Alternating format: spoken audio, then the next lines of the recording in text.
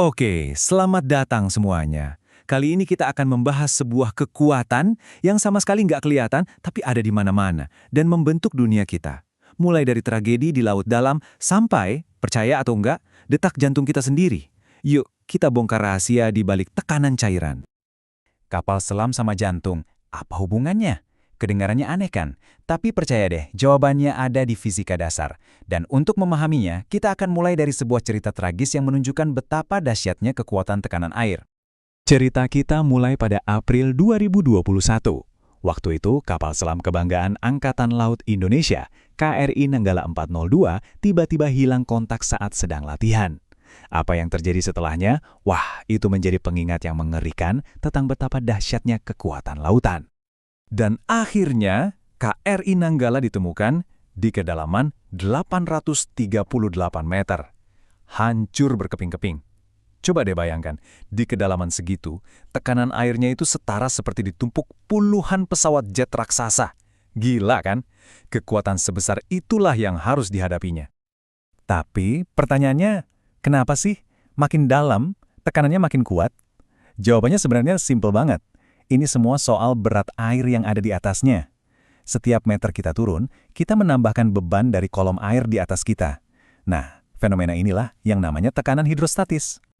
Nah, rumus ini, P sama dengan rho GH, ini merangkum semuanya dengan sempurna.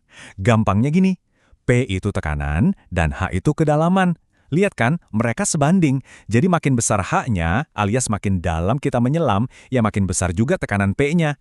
Inilah yang membuat laut dalam jadi salah satu lingkungan paling ekstrim di planet kita. Oke, jadi tekanan ini bisa banget menghancurkan. Tapi gimana kalau kita bisa memanfaatkannya? Ternyata prinsip yang sama persis memungkinkan kita melakukan hal-hal yang luar biasa. Anda pasti pernah lihat ini di bengkel atau tempat cuci mobil. Cuma dengan injakan pedal kecil, mobil yang beratnya lebih dari 1 ton bisa terangkat begitu saja. Kelihatannya seperti sulap ya, tapi ini bukan sihir. Ini fisika yang super cerdas. Ya, inilah dia yang namanya pengangkat hidrolik. Alat ini tuh menggunakan cairan, biasanya oli, yang terjebak di dalam sistem untuk melipat gandakan gaya. Kuncinya ada di konsep fluida tertutup. Diagram ini menjelaskan rahasianya. Gaya kecil, kita sebut F1, yang diberikan pada piston kecil atau A1, itu menciptakan tekanan di dalam cairan. Nah, karena cairannya tertutup, tekanan itu diteruskan ke segala arah dengan sama rata, termasuk ke piston besar atau A2. Hasilnya, gaya angkat yang jauh lebih besar. Prinsip keren ini dikenal sebagai hukum Pascal. Jadi, intinya begini, tekanan di dalam cairan yang tertutup itu nggak akan hilang, dia hanya disebarkan. Dengan memainkan luas permukaan, kita bisa mengubah dorongan kecil menjadi kekuatan raksasa. Inilah prinsip di balik rem mobil dan banyak alat berat lainnya. Keren banget kan?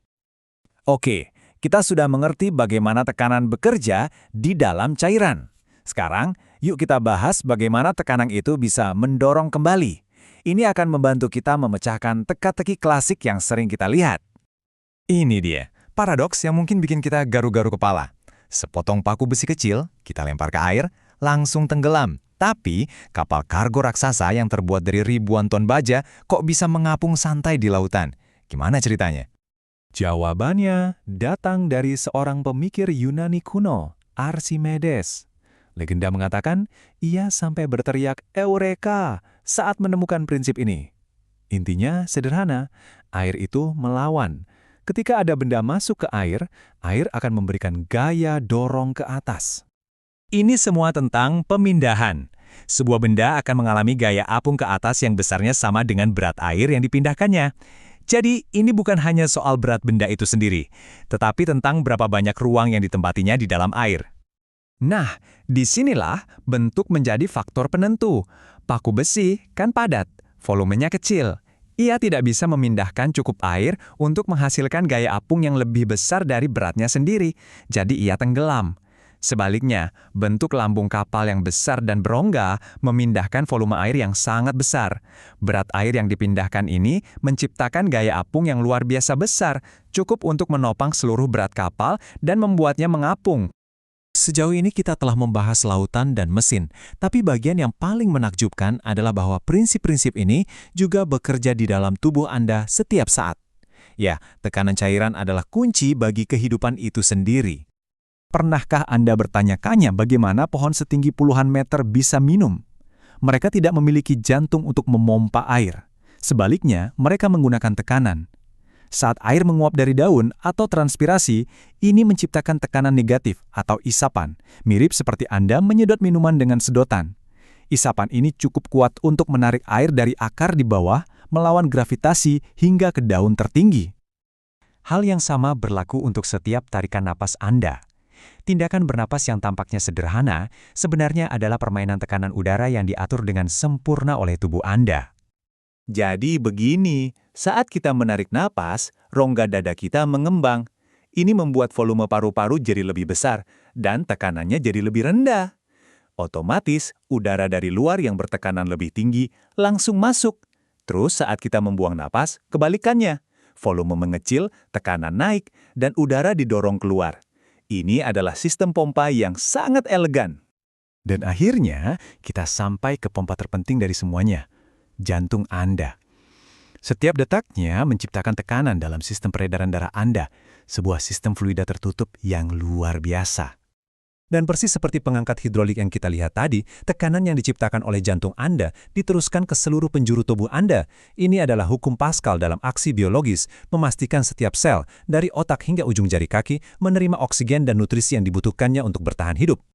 Jadi, dari tekanan yang menghancurkan di palung laut hingga tekanan lembut yang membuat kita tetap hidup, fisika fluida adalah kekuatan tak terlihat yang terus-menerus membentuk dunia kita. Pertanyaan berikutnya adalah, kekuatan fundamental tak terlihat apa lagi yang kita anggap remeh setiap hari?